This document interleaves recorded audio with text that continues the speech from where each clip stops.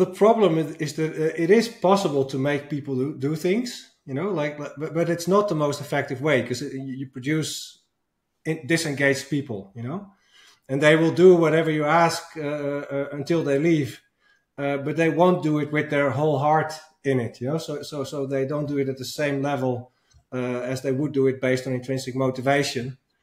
And the problem is that, like, even if you have positive intentions as a leader and a manager, people do not give you honest feedback anymore. Like, it's literally day one you become a manager and you make a joke.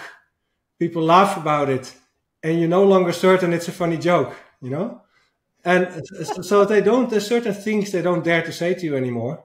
And it gets worse the more senior you become. And somehow, if you're not conscious, you gradually drift off and you become the manager leader you don't want to be.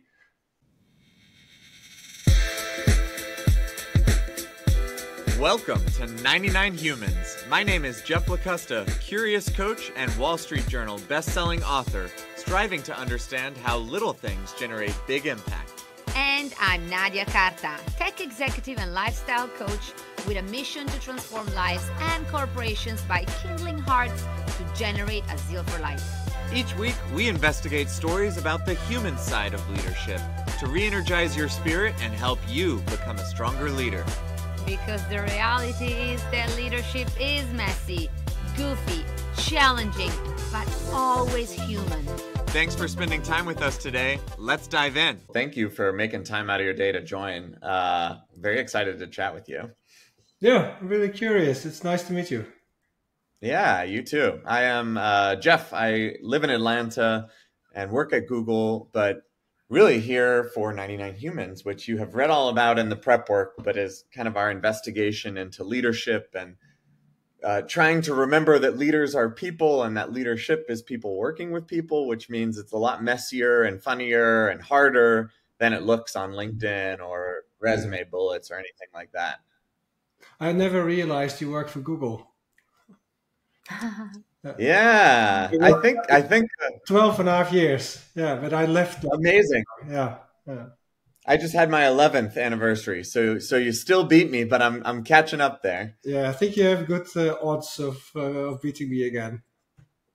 I don't know. Some days I wonder. Well, maybe that is the angle we start. Well, Joris, you and I met several times actually in EMEA because I've been to Amsterdam many, many times. I believe we also did some projects, but I now live in New York and I work a lot with Jeff. What I like to say is that we're spearheading the convergence between cloud technology and advertising. And that sounds very insightful and fun, especially with all going on generative AI and all of that land. But my secret passion, not so secret because I have this podcast with Jeff. We're very passionate about leadership and what can we do to transform corporations so that we set the standard for a new way of working and believing, which is very in line with your book. I think we have a common goal. Yes. So tell us about yourself. What are you up in the world right now? So I left Google like almost a year ago. Did one thing like in between, but since about half a year, I decided to become self-employed. I had notes for a book, which is my 6th book, but the first one on management and leadership. And I've been taking notes for 2 years. And at some point, just before I decided to go for self-employed life, a publisher said, you know what, I want to have the book. And I had the working title, Managing Without Power. I explained it and they said, oh, I want to publish it, but then you have to submit it in January. It was like November when we were talking. And I started posting about the topic. And the first client said, oh, you could train our leadership team. And then I started regretting every single minute I wasn't spending on it. So I quit my job, wrote the book, came out in June. And since then, I've been running trainings for managers and leaders on the principles of managing without power, which it's meant to say, how would I lead or manage if I didn't have the power that is inevitably attached to my role? I love that topic. I find it interesting. Something that maybe a misperception of being a leader is that when you get power, it all gets easier. And I find that kind of funny because when I became a leader and I started managing people, I actually thought the same. And then I felt like sometimes it got harder rather than mastering managing without power, because that illusion of, well, you're the boss, so you could make people do it. Well, making people do things is not a very effective way to get things done and won't really lead to great results either. So I think that's what makes this topic so interesting to me, is that's the best way to lead, to manage, even if you have the power. So tell us more about those principles and yeah, what does it really mean to be successful without it?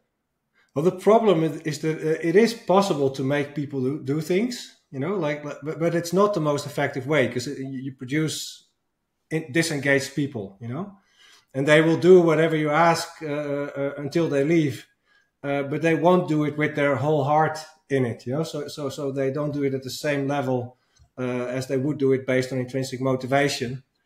And the problem is that, like, even if you have positive intentions as a leader and a manager, people do not give you honest feedback anymore. Like, it's literally day one you become a manager and you make a joke. People laugh about it and you're no longer certain it's a funny joke, And so there's certain things they don't dare to say to you anymore. And it gets worse the more senior you become. And somehow, if you're not conscious, you gradually drift off and you become the manager leader you don't want to be. And what I like about Google is the principle where teams give their manager feedback as part of the performance evaluation. So they they judge the manager. For those that don't work at Google, they judge the manager on the 10 behaviors of great managers. And that evaluation is part of the performance evaluation of the manager. So it defines the bonus, promo opportunities of the manager. So that kind of counterbalances the power balance between manager and team. And it kind of resets that problem that managers don't get honest feedback from their teams anymore, which is an opportunity from the manager to kind of lean forward instead of leaning back on the power that they have, listen to that feedback, digest it, and change their behavior. And suddenly they become much better managers. They become the one that their team needs. Joris, this is a podcast about vulnerability and powerful stories. And I'm listening to you, and as a manager and as a leader, I'm like, yeah, I like what this guy is saying. It all makes sense to me. It's beautiful. I would love to lead my team only with my heart, and everyone feels compelled on delivering on the results that they have. And I would wish that everyone has the sense of integrity that we're saying. The reality, especially in a corporation, and not only at Google. I mean, I talk to so many people in the industry and my clients. Eventually, we have metrics that we have to hit.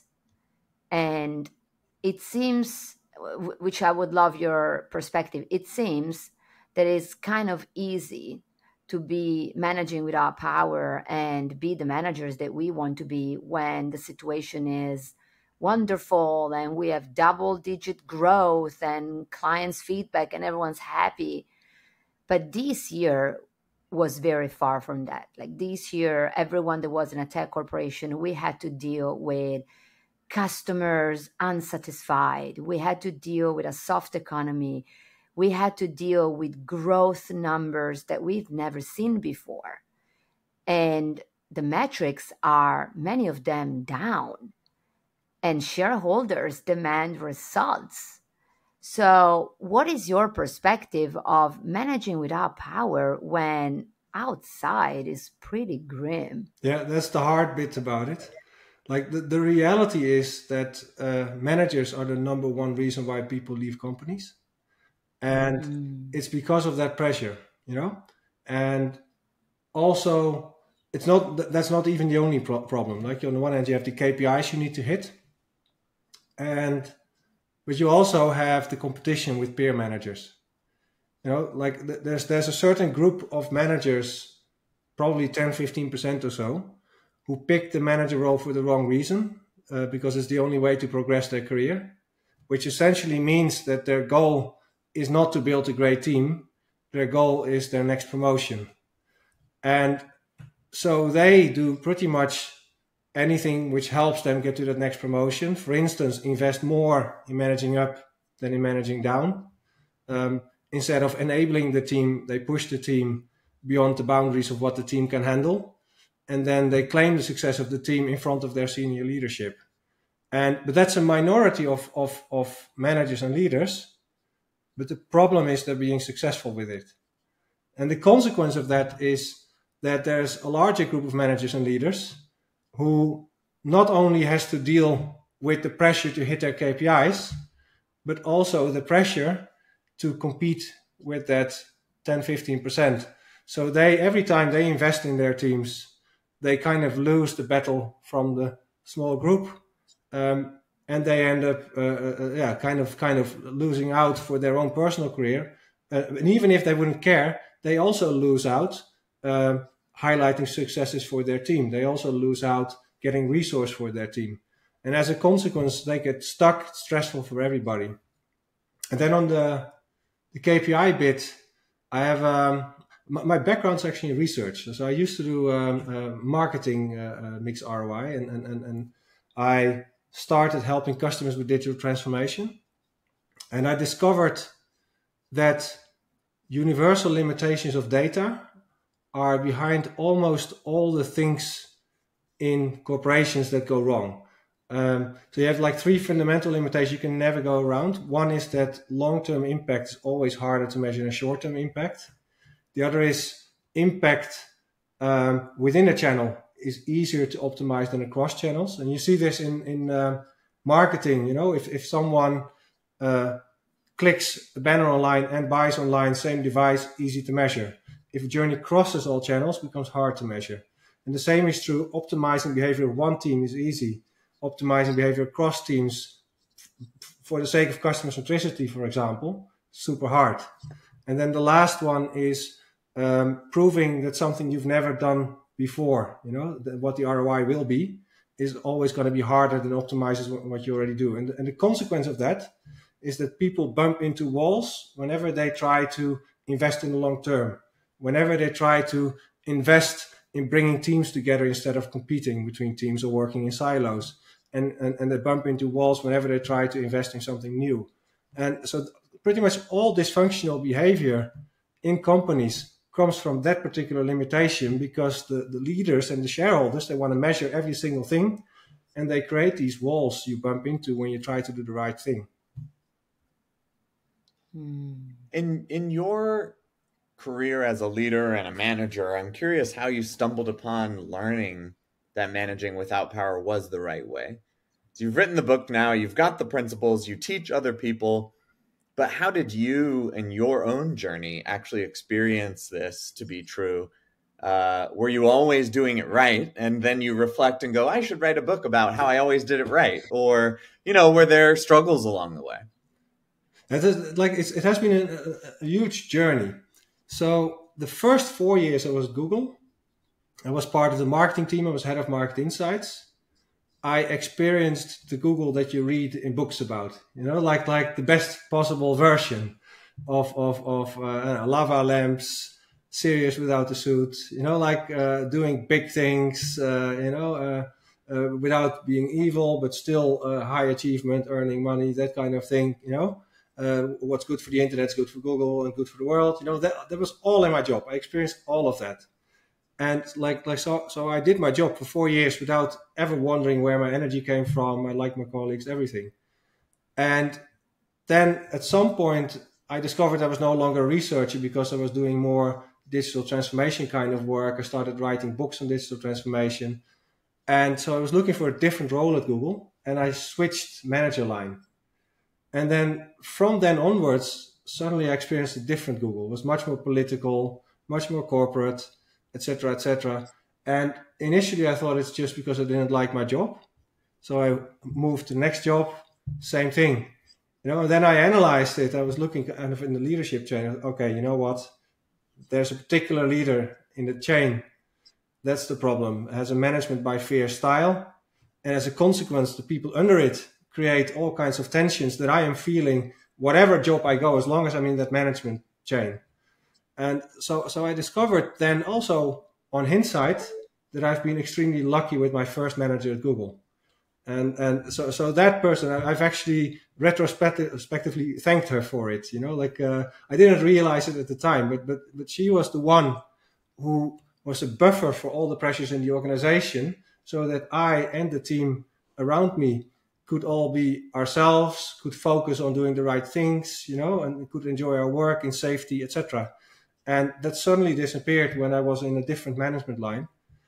So when I saw that, I consciously invested in gradually creating a situation where I could move again to another management line. And then I had a bit of an in-between situation where I enjoyed my work better. I had at least 6 more years at Google. And the first 6, I actively avoided being a manager. And because I observed managers and I felt like I enjoyed customer-facing work. And I saw that as soon as people became managers, they never saw customers anymore. They were mostly internal stakeholder management. I felt it was too political. So I thought, you know what? If I can avoid being a manager, I will. And then at some point, I was running digital transformation workshops on my own for the largest customers. And I got an opportunity to join a team called Google Digital Academy, who was doing the same thing as me, only with 20 people. And the manager that was running the team at the time was someone who cared about Google culture as much as I did. And I thought, you know what?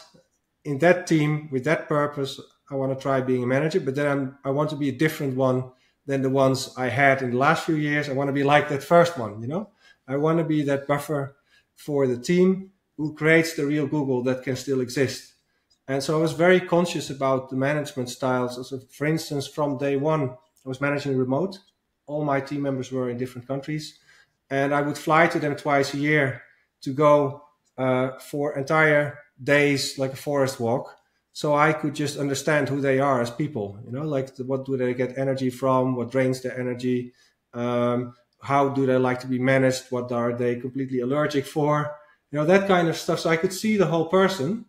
And then what's a forest walk? I actually just learned this term because my brother has lived in Germany for the last few years, and I think they do the forest walk as well. But explain to me what that is. Yeah, like it wasn't always in the forest. Like at some point, I formalized it later. I called it in my book. I call it genuine conversations about career and personal growth.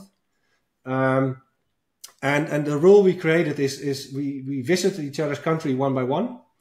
And whoever's home country it was would pick where we would go. And so I took people to a forest. We would just walk there. Or I took them to the beach. I took them to the hometown where I was born. And they took me to a nice park. Like one colleague took me to a Finnish sauna. And we were jumping in frozen water, the kind of stuff. And we just spent a full day together where part of it is a focused conversation about career personal growth. But most of it is just deeply knowing the person and building trust, also mutual trust, as a starting point to build your management relationship with that person.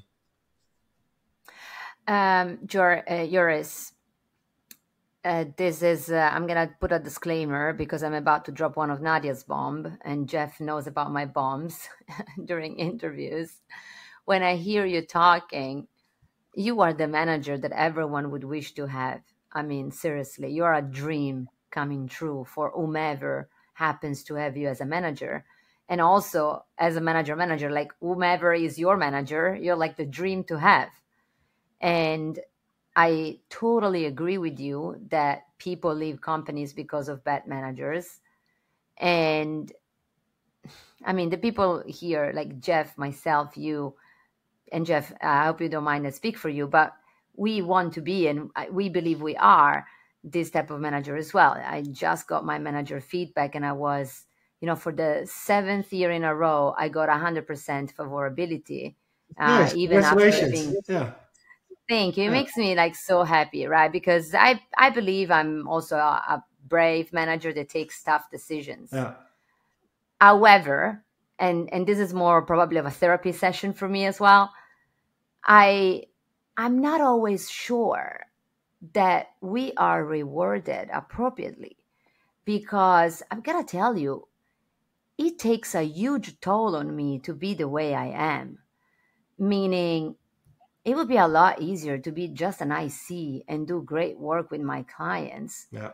rather than really giving all my heart and sweat and tears to my team and shield them, as you say, be that buffer. And honestly, it would be a lot better to be a quicker, let's say, to be the manager that doesn't give a shit, and just say, you know what, those are our targets. This is what we got. Yeah, you're unhappy about it. I'm sorry. You're getting a very fat paycheck. Just go and do your job. Like it would be, you know, less effort from my side. I mean, we could argue that then I wouldn't get this manager feedback that I get, right? And it wouldn't fill my heart. But does my leadership team care Yeah, that's the that I other thing. make I can such a tell you what journey I've been on. Like, so, please? Because yeah, I'm not sure that these great managers are even rewarded. Like, I see people around me being crap managers and advancing even way faster than me sometimes. yeah. Now, what happened is, so I've had in total 12 100% scores in a row across 6 years. And um, so the first 3 years, like the first three times this happened, people started noticing it. Like, because even like once or twice is already quite rare. So the track record you have is extremely rare. It's probably the first time I've heard that one beyond the one I'm aware of. And so I know also how much it takes. It costs lots. And so the first three times people started noticing, hey, apparently you do something different. And so I was asked by the vice president, you know what, could you train people on the way you run these career conversations? And so I got trained managers on it. I was asked to run EMEA diversity inclusion initiatives. Um, but at some point, that track record kept continuing. And then I started getting signals. It was never told me straight to my face, but started getting signals for like, you're probably being too nice to your team. And which is completely impossible. Like if you analyze the 10 behaviors of great managers, there's tensions in them. There's on the one hand being human, but there's also holding people accountable. There's not micromanaging, but there's also being a great decision maker, and which is particularly around difficult moments when you make the decision that can't make everybody happy. So if you're being nice only, that can buy you like maybe once or twice 100% score, but the ones that try to be nice only, they will always suffer on dimensions at some point. Like several years, 100%. It's mathematically impossible to achieve that by being too nice to your team. Nevertheless, it was still the perception that was going around, and there were loads of managers around me who had super bad manager scores, which you could easily trace because they were just focusing on their own career too much. But they would just always have some kind of bullshit story like, oh, but I have a low performer here, I'm being a tough leader, and therefore it's difficult for the team. And then in the context where tough leadership is valued, they get away with that. And then probably that perception is also consciously fostered by those ones that are in competition for promotions. So it probably didn't come out of thin air. It's just like peer managers putting that reputation around, yeah, he's probably being too soft. So I also felt like, I gave quite an opportunity. I proved that it's possible to achieve this at great cost. Very conscious investments. I proved the real Google can still exist, and I was willing to train peer managers as a side gig, as a 20% job. I was willing to run diversity inclusion, but the reality is I never got rewarded for it. Yeah. Can I burst the bubble for a minute? Because I had a leader who was somebody who did not like 100% scores. And so I want to channel that person just as a sort of devil's advocate for this conversation. There's a point where it feels impossible. And I would say that is correct. Like in an organization of 1,000 people, and when you're the leader of that, would you want 100% scores? Is that, like there's in my own mind. So I'm curious what you think of that kind of perspective, because I also don't want us to just be a group of junior managers managing just a few people, and yeah, we could make 3 people happy, but 1,000 people, are we talking about a different style, different kinds of tensions and hard decisions? Because I do think, to set some standards, and there's going to be maybe not a bell curve, not managing that way, but at some point you get to the law of big numbers and you kind of expect things to shake out on some folks are over here and some folks are over there. And probably not everyone's going to be blissfully happy at the same time because we're all living lives in a different way. Well, the reality of how it's scored is that you're only being evaluated by the people who report directly into you, right? So the score doesn't come from the organization of thousands. It's only the people directly under you. Like the moments, that excuse that people had, like, oh, there's a low performer in my team making tough decisions, that kind of stuff, right? I also had that. But the way for that not to hit your manager scores is to deal with it early.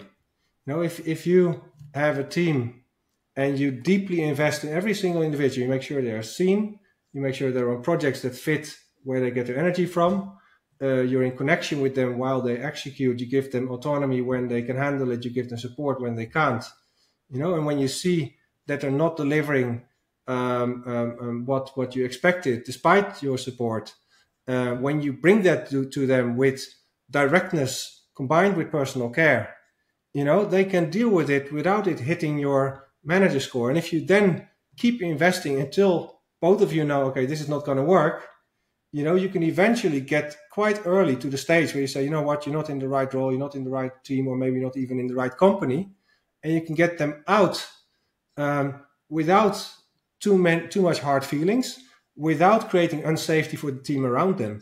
Yeah, so even just being super effective managing people out with lots of personal care and investment is part of getting that 100% score.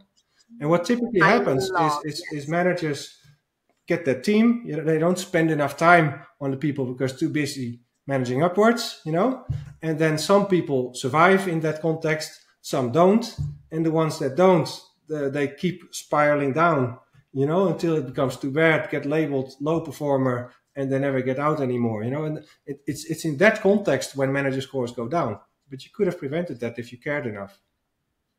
I really love what you said, because I found myself with low performers almost like in every role that I had, and multiple times.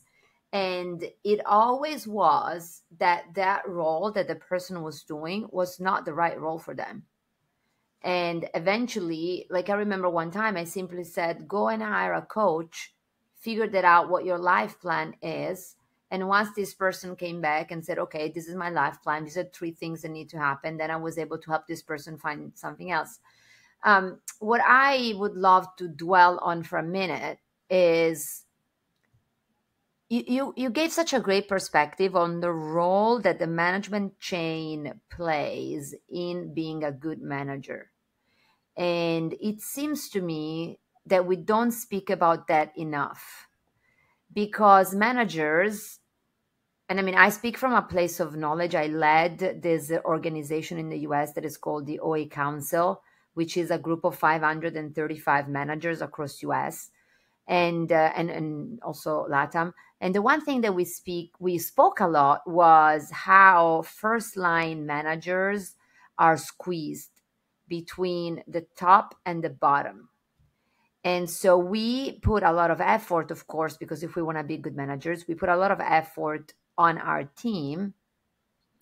But it's very difficult to have this bond and this network with our peer set, and then the impact of our leadership into how we are evaluated. So can you speak a little bit more about that? Because what you said about your career is a great example. Like you said, I didn't want to be a manager because I was too happy with my manager. It was wonderful. Then I was unhappy, but then I found a leader that made me want to be a manager under his leadership. So how can we be more in this situation, right? How can a leader of leaders be that amazing person to set up managers for success. This podcast is listened by CEOs and VPs, and so that's our audience as well. And I'm sure that they find themselves in that situation a lot. Yeah. Well, if you think back about that example, right, where like 10-15% of the managers choose the manager role for the wrong reason, which is their own career, and which puts the other big chunk of people who wants it for the right reason, wants to invest in teams, in a prisoner's dilemma, of managing up versus managing down. Any manager of managers who runs a large organization can choose to reset that any moment, right? So if you take that principle where teams evaluate their managers and you consciously know what kind of management style you want in your team, the one where managers invest in their teams, you can look at those manager scores. You can see which ones are manager for the right reason or not. And the only thing you still have to do is poke through those fake stories of like, I have a low performer there and I'm being the tough leader, But like, if you as a senior leader invest enough in being connected with the layers down, you can see which managers are manager for the wrong reason. You can either correct them or take them out of their manager role, and then you free the other 70%. You can even reward them for the investments they make in their team. And it completely changes the balance in the organizations, because they are, and those managers going to be happier too, because they know that they can't invest in their teams as much as they do, which makes them unhappy, right? Like you felt that tension. You did it regardless, but you still have to carry that burden while you do it, and it just drains you. And if a leader then consciously creates that space, so you have to don't have to carry that burden while you invest in the team, and on top of that, you get acknowledged for that investment, suddenly the entire culture of the company changes. Yeah. Joris, I think we could talk to you all day, but I'd love to reflect on the conversation we've had and maybe hear one piece of advice that you'd love to leave listeners with when you think about managing without power. What top tip do you have for folks? So if you manage in a large organization, I think you have to be prepared that you're going to have to deal with that pressure that is always there. Like there's no exceptions. All large organizations have that. But the fact that other people play that game doesn't mean you have to. So you have to look in the mirror, know what are my values, what kind of manager do I want to be, pragmatically deal with the political situation, because otherwise you don't survive at all. You're going to have to deal with it somehow, but then still do the right thing for your team. And then the interesting thing is it's also like the more you do it, at some point you get lots back from your team and they become the fundament you stand on. It's like an investment of several years, but at some point they become the fundament you stand on, because they are so happy with the space you create for them. And that makes it easier for you to deal with both sides of the equation. It becomes easier to deal with the political situation. So know who you want to be as a manager. Accept that there's some tactical game. Trust that your team will be happy and become a fundament for you. And if it turns out you're systematically in an environment where your leadership just doesn't value this type of behavior, try to change it. And if that's not effective, consider leaving. That's definitely at some point, if you're not willing to leave, then you lose your meaning and purpose as a leader manager. That's so beautiful. Makes me think of one of our other guests that she said, if it's transforming you too much and it's too far from who you want to be, that's when you have to leave. Joris, the one thing we didn't speak about today is that Jeff and I are passionate writers. Jeff is already a New York best-selling author, so he is the big deal. I dream to be published. So we have this passion in common. Do you have your book with you? We would love to see it. I have it here. Managing Without Power. Can I ask you why the tree? I love trees and I'm very big with forests and all of that. What's in it with the tree? Yeah, so the current management style is one where managers kind of push teams to do things, and then they ask them to report back whether they did it, so. And it's a bit like you're trying to pull hard on a tree to make it grow faster, But the reality is a tree becomes strong when you put it in the right environment, when you nurture it, etc. And then also clipping here and there is important, 'cause like the same way you have to deal with low performers. And when you do all of those things, then the thing that emerges is actually bigger and stronger than yourself, the same way a team is bigger and stronger than yourself. And I've added the colors there because if you manage this way, you create a situation where all types of people can be successful in their own unique way. What beautiful imagery. I love that explanation. Really, really fantastic. Where can people find you? Where do you want them to buy your book? Jeff and I will definitely buy it and add it to our list of books from our guests. We love learning and discovering more of these stories. So where can people find you and when can they buy their book? So they can see more about the trainings I run for managers and leaders on managingwithoutpower.com. And the book Managing Without Power is available in every Amazon store. That's wonderful. Fantastic. Thank you again so much for coming, sharing your wisdom, sharing your stories, really helpful tactical tips and examples today. Really appreciate it. Yeah, it was really nice to speak to a few like former colleagues. Yeah. Beautiful. Wishing you the best of your weekend and evening. Where are you located in Amsterdam? Where do you live? Amersfoort. So I moved out of Amsterdam when I got two small kids, a bit more space, house with garden, swing in the garden. Beautiful. Yeah. Beautiful. Have a nice one. Enjoy Bye. the weekend with them. Thank you. Have a good day. See you later. You too. Bye. Bye. Aw. A great conversation, of definitely an energizing, reflective, thinking about how do you create a happy team, a high-performing team, navigate the realities of political situations. We covered a wide range of things that definitely hit close to home for what it's really like to be a manager. Oh, I felt it was talking to me, to my heart all the time. I was like, yep. And honestly, I really like the perspectives. I really enjoyed it. I look forward to read the book. I have a couple of books that I'm currently reading, but definitely that one is going to be one of the next ones. Yeah, absolutely. Well, okay. So Nadia, when you reflect back on that, action-packed half hour, what are you taking away? Yeah, there was a lot in there. I mean, look, on one side, for me, this was also a validating conversation. Like as a manager, I could never be different than what I am. My values and the way I lead and the way I push, it cannot be different. Like in one way, you need to be true to yourselves. What really made me kind of think a little bit more is, as managers, we have control about how we want to show up and how we want to be and how we want to lead our team.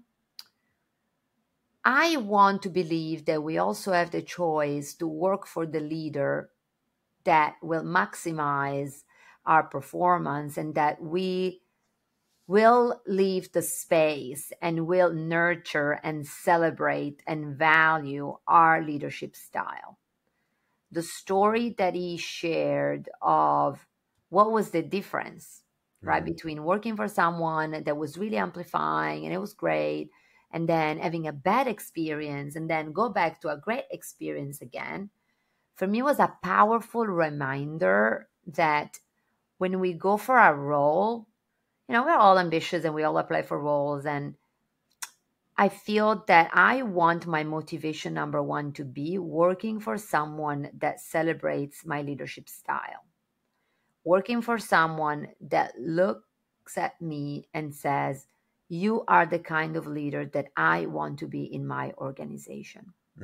Now, that is not always possible. So I don't want to have unicorn glasses. Sometimes you get what you get. But until I will be in a position that I'm in control and I can choose, that's how I want to select the leader that I want to work for. I love that because, it comes back to that central stat that we all know, but we started with, of people leave because of managers. Same for managers. Managers are managed by managers, and prioritizing that as you look for a role is a great way to think about your own well-being and your ability to succeed and be yourself. So I think that's a great takeaway. I did think the conversation of your own agency and what are your values, who do you want to be as a leader, when do you make the decision to leave, who are the people you want to work for, was powerful. But actually, one of my favorite things that came to mind as he was talking about, and I think you've heard me say this before, but I'm a big believer in being a shield for the team.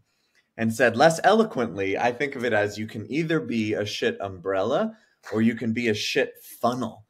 And I have worked for both of those. And to work for someone who takes all of the shit that's happening up above and makes it more intense and more confusing and puts it right into your face, I mean, that is a style that is out there. And I really try hard to be someone who is shielding the realities of politics and distraction, internal work, from what the core role and the true value of the team is. And I hope that that allows people to thrive, to be themselves, to stretch, to learn, to grow in ways that they want, rather than in ways that maybe they feel they have to, in quotes, to be successful in a corporate environment.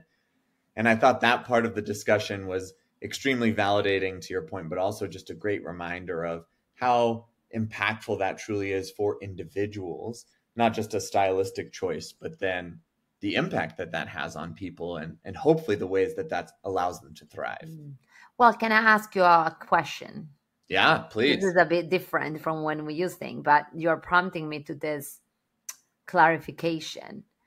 When is too much or too little? Meaning you're a manager or managers. And I mean, as a manager myself, sometimes I do want to know some of the shit that is going around so that I can be more prepared, I can take better decisions, and I can navigate. So what would be your barometer on what do you let trickle down? Like, what do you want? What do you let filter? Because you also want people to have certain awareness. So how do you regulate yourself there? That's a great question. And actually, that's one that I find, you mentioned kind of the toll that your own style of leadership takes on you personally. I find this one to be part of my toll, because in reality, it's a process of constantly recalibrating what slips through and what doesn't. And I really do like to be an honest, authentic, transparent leader. So shielding doesn't mean hiding. To me, it means making aware, but not turning the ship with every new fad and buzzword and acronym that comes around the organization, staying focused on what is our core value. And then there will be times where maybe I'll need to recalibrate. And I just had one recently, actually, in a team meeting where said, look, we've taken it easy on this metric for quite a while because it's internal. It has not seemed like a priority, but here's what's changed. Here's why. And I need, we all need to step up now for these reasons, because this is what's happening. And actually, the team reacted in a wonderful way with a lot of thanks, saying, we appreciate the transparency. We've enjoyed the slack that we've had. And now, we can see why this matters. And that was a very validating recent experience of, again, that shield, but not hiding. And sometimes, I don't always make the right calls, and those are learning moments. I really like that. And it makes you also a fierce leader. And I want to call back what one of our guests said, Ji Young Kim, that we had a while ago, when she said, it's about the decision-making process too. Does the decision that I need to take involve any efforts from my members, or am I taking the decision by myself because I am the one that has to carry that weight for a variety of reasons? So such an interesting subject, Jeff. Really would stay here forever. But really loving the chance that we get with our 99 humans to hear some of these stories out there. Absolutely. So if you're listening, please do give us a 5-star rating, share this podcast with a friend. It really does help us out. You can go to 99humans.com. We now have a YouTube channel that has these as video episodes. If you haven't checked that out, we'll get those videos up on Spotify as soon as possible as well. And until then, we will see you next time. See you next time. Bye.